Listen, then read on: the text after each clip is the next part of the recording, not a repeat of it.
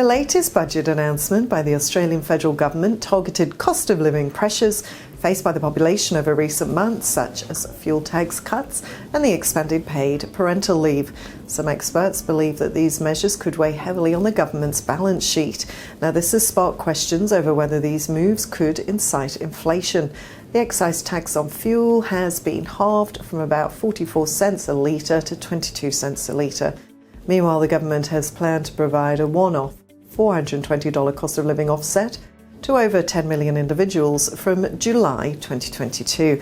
The government has also introduced a range of other measures to support Australian businesses and consumers. With the economy still maintaining record low interest rates, experts are contemplating if these support measures would escalate inflation in the country. Basic economics dictates that there's no such thing as a free lunch.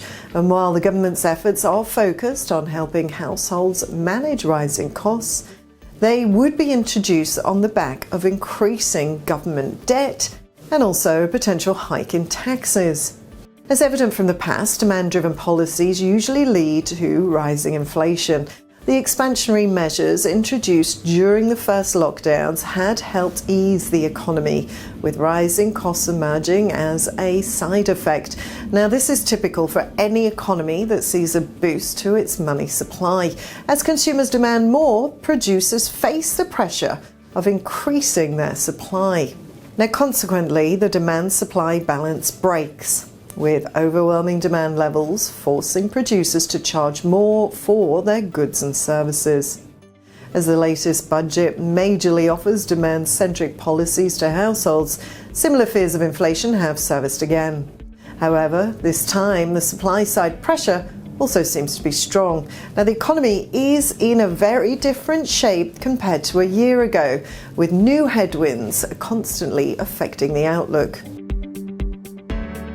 The Reserve Bank of Australia has repeatedly stated that inflation needs to rise further for interest rates to be increased.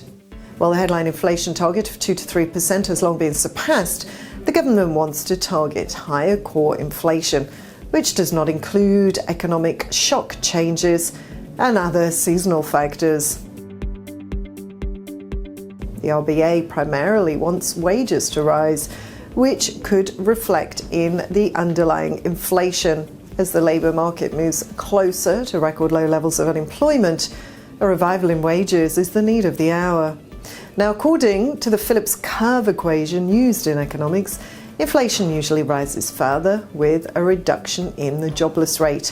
However, the overall consensus suggests rate hikes could start from mid-2022, despite no clear indication being given by the RBA.